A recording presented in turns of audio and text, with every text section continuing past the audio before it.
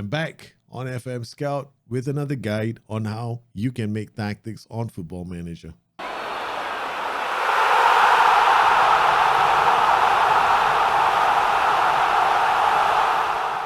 I've been creating Football Manager content for the longest time. I've been doing it since the days of Championship Manager. And for those of you who are familiar with my work, you probably know how to find me on the SI forums. I'm a training and tactics moderator there. My name is Rashidi over there. That's my handle. My real name is Daljit. And I run my own YouTube gaming channel called Bustthenet Gaming. And you can find a lot of information on Football Manager on that channel as well. And in the last couple of months, I'm doing collaborations with different channels, and I'm always open to new and interesting experiences. So here on today's show, what I'm going to do is I'm going to share with you tips on creating tactics.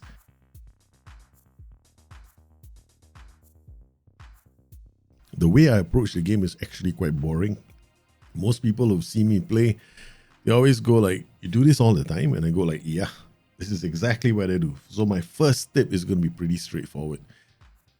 When you start this game, have two saves, one with a good team and one with your long-term save. With your good team, you can afford to try out tactics. So what I normally recommend to people is to go and pick a side like Juventus. Start with Juventus as your big team. And then with your other teams, pick someone else. Now with Juventus, you can go and create all kinds of tactics, but pick one tactic first. Master that one tactic. And the best tactic to start with is going to be the 4-4-2. Why? Because it's the most efficient in terms of space. And mastering the 4-4-2 isn't as easy as it's made out to be, right? So if you struggle with Juventus, you can imagine struggling with your lower league side. Now, if you do it well with Juventus, then you'll understand what kind of roles and duties work instead of having to experiment with the lower league side. So when you go to the lower league side, you can ask yourself, okay, now I might need an inverted winger. So you go out there and look for a player that is fast enough in your lower league side to play that role. Then it becomes a simple matter of 1v1 battles across the pitch. You're looking, whenever you play a game, your 4-4-2, you're looking to see whether your winger is getting the better of the opposition fullback. You're looking to see whether your strikers have got better off the ball than the positioning of the opposition's defenders. This way, you get better with tactics because you have a baseline to try things out with.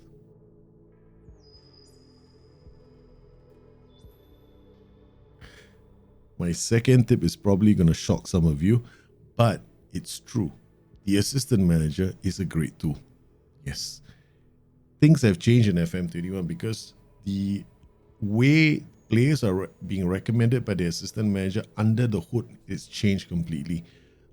Previously, we couldn't rely on his recommendations because sometimes his recommendations were a bit off. They wouldn't account for positional familiarity. But right now, bang in FM21, it accounts with positional familiarity as well as the average of all the attributes required for the role. And he also ranks them. Yes, he ranks the players in your squad. So if you wanted to play with a 4-3-3, then if you have a specific role in mind, then he'll tell you who is the best player in the team based on his assessment. And that's a fantastic tool to have in the game. On top of that, when you begin the game for the first time and you're not sure about the tactics your team wants to use, if you go to creating a tactic, you will see create a new tactic. And when you create a new tactic, he'll give you a couple of recommendations right out the gate with a thumbs up. One of those tactics can work with your team. That's a great way to start the game, especially if you're new to the game and you're not very sure. The assistant manager's recommendations is something I would strongly recommend people consider when they are creating the tactics for the first time. When I'm deciding on the kind of tactic my team should be using, I normally start with club vision because this will tell me the expectations of my board. They want this team to finish in Champions League positions and qualify. You can see required, you can't miss these marks. So these are very important targets to achieve. The second thing I will do is I'll go to the table and check the season preview. As you can see here, basically 50-1 mid-table side. So I'm expected to outperform, finishing among the top three or, making sure that I beat the guys at the bottom. This is a good candidate for a middle block. In fact, a middle block or a middle compression system, and I'll get into that very soon, is a system where you try and win the ball in midfield, congesting space around those areas. It doesn't matter what kind of tactic you're using, as long as you just understand that you're using the specific out of position instructions for your tactic. So a middle block is also a good recommendation for teams at the bottom of the table who are trying to survive relegation. In this particular case, if you were to play a low block system allowing teams to attack you, then when you're creating the tactic, you're basically sitting back and taking a lot of punches and hoping that you can score on the counter. Teams at the top usually don't have an issue playing any kind of a system because the quality of the players allows them to be as adaptable as possible.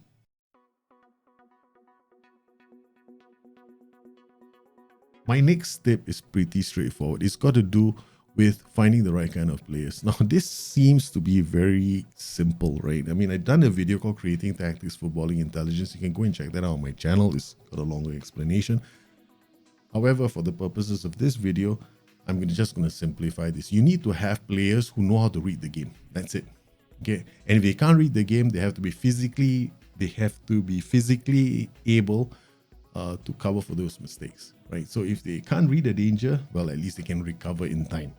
So combination of physical and mental attributes. That's what you need in a team. So go through your team and identify these players. I can't stress how useful a good view is in the game.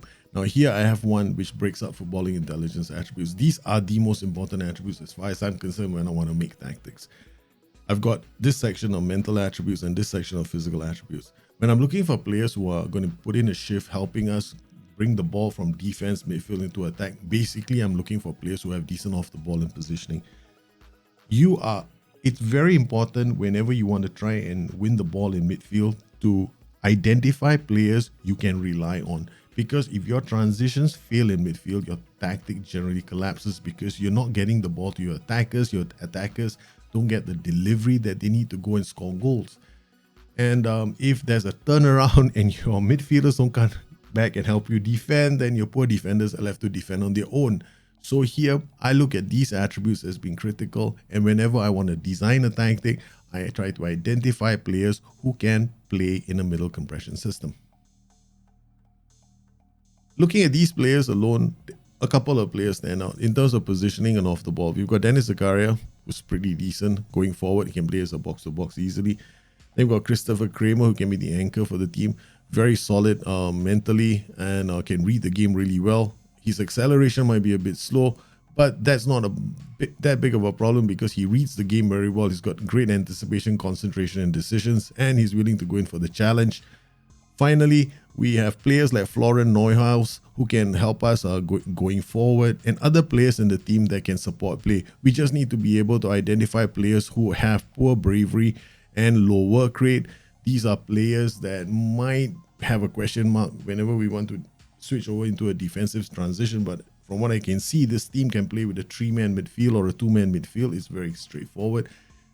When I plan a system around this team, I'm looking into the future and thinking to myself that perhaps for this team, a good idea is to go out there and scout for a holding midfielder, a ball-winning midfielder who can take over from Kramer in the near future.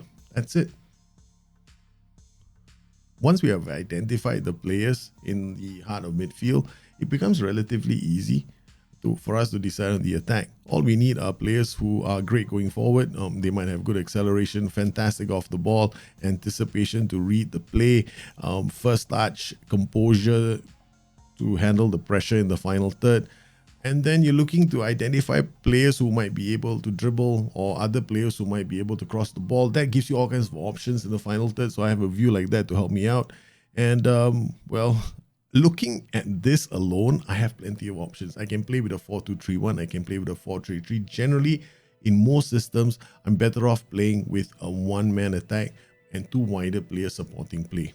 There are several ways to create tactics in the game. Now, no one says that you need to go out there and make your own tactics to be successful. You can use any of the presets and be successful. All you got to do is understand the instructions. So here we go. We know we want to create a middle compression system. What is a middle compression system? How can you tell? It's fairly easy to tell how your middle compression systems are going to look like because you're looking to try and win the ball in midfield. So generally, you need the right players doing it. So how do you know which are the players who are going to help you win the ball in midfield? All right, so what you do is you look at the defensive line. Each time you drop the defensive line, you will notice your zones become bigger. So this is a final third zone that's very big now. And this is the lower third zone that is very big now. Only two players in midfield. The rest of the players are going to be so isolated in the final third. So these three guys are hardly ever going to come back and help you defend. and most of the players are going to stay in their own half. The fullbacks are going to be staying mostly in their lower third region as well. Now, and you've only got these two players patrolling the center of the park. If you push up the defensive line, your zone becomes different. Now you've got three players who are going to try and win the ball in midfield. You've got these two players now on the edge of the line, so they might help you try and win the ball in your half. So these guys will come back if they can, depending on your duties. If you choose attack duties, they might take a while. If you choose support duties, they'll be closer to the middle third. So now you can see there are three players in the middle third, and your back line is closer to your midfield, offering support. So this is generally how you tell a middle compression system. Now we've got a perfect middle compression system where you've got these three players now, the two wider players who will help you support midfield in transition and help you try and win the ball in midfield. So you've got 1, 2, 3, 4, 5. This is how you find out who helps you defend in midfield. Now that you know, you can just go and create any kind of attack. We can go with a control possession system. You can see here it's got high defensive line, high line of engagement, more urgent pressure, prevent short goalkeeper distribution. This is an aggressive compression system. You can pick your 4-3-3 DM, or you can go with the 5-2-2-1, which is the system the S-Man is recommending based on the players that we have. This is not a bad system because in transition, it goes from a 3, it becomes of 3-4-2-1, which is kind of appealing because these two wing backs, unless the AI stops them, we can get a 5-man attack pattern going, which is kind of solid with 5 players here defending and 5 players attacking. Not a bad option actually. Or we can just pick another system like over here with the 4-3-3 DM, pick this, and we can drop the defensive line. We can drop the line of engagement if we want our players to help us compress the ball. You generally can leave your mentality unchecked. And then you're looking at instructions like this. You know, my advice to most people when they start out, you don't have to mess with any of these. A counter press just helps you win the ball back after losing the ball, and counter attacks, you can just leave this checked if you want to encourage more counter attacks. Here, this will tell you whenever you click and unclick the players that are going to be involved in the transitions. Finally, we're looking at our roles and duties, and you can just begin from this. This is an easy way to start. This is a fairly aggressive system with a halfback here, Mazzala supporting the inverted winger. We've got an AP that's looking to create chances. He can either push the ball out to the winger can cross. These two guys are going to work to create opportunities on the left side. If you are a fancy guy and you want to work with focus play instructions, you can encourage this a bit further by telling your team to, build play up on this side. You can move the Mazzala to the right if you wanted. And you can put the Mazzala here. You can put the AP here now. And you can have a creative fulcrum here, along with the focus play down the left. These players are going to help you defend the flanks. The Mazzala shifts up. You've got an aggressive halfback that's going to try and patrol this entire area and be aggressive. And just a small tweak. You don't have to do too much.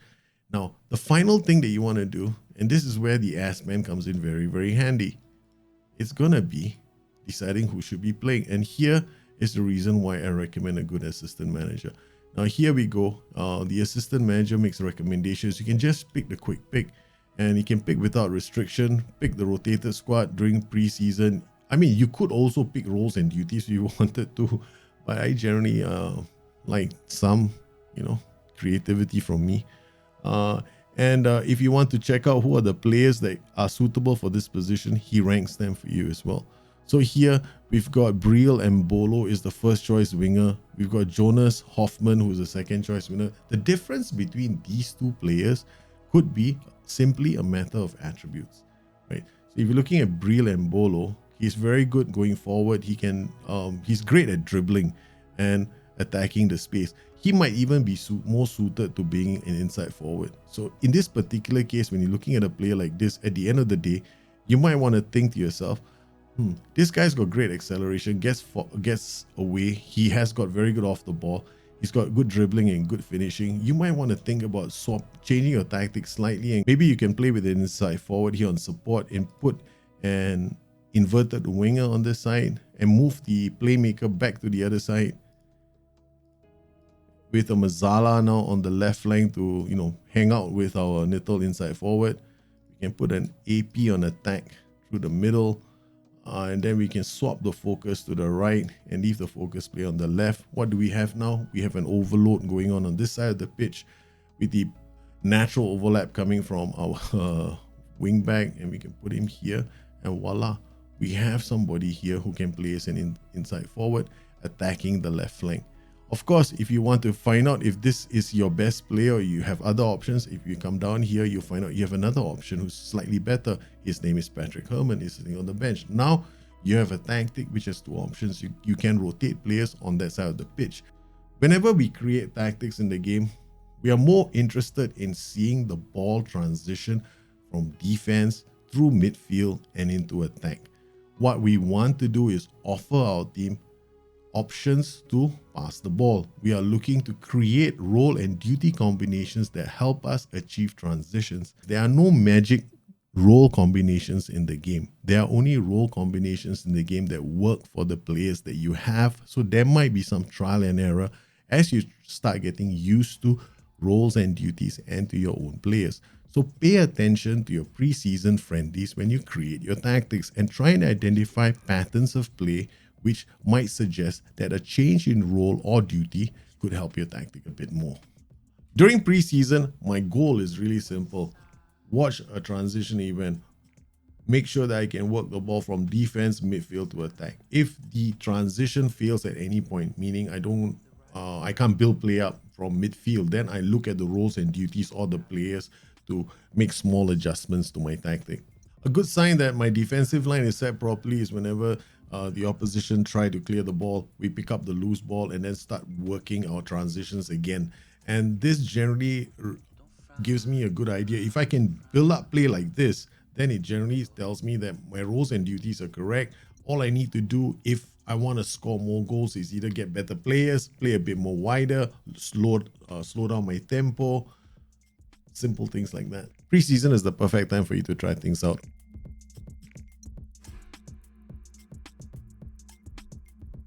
Once you've created your first tactic, you can definitely create different versions of the same tactic, and you can open the slots up and you can make 3 versions of the tactic for different kinds of occasions.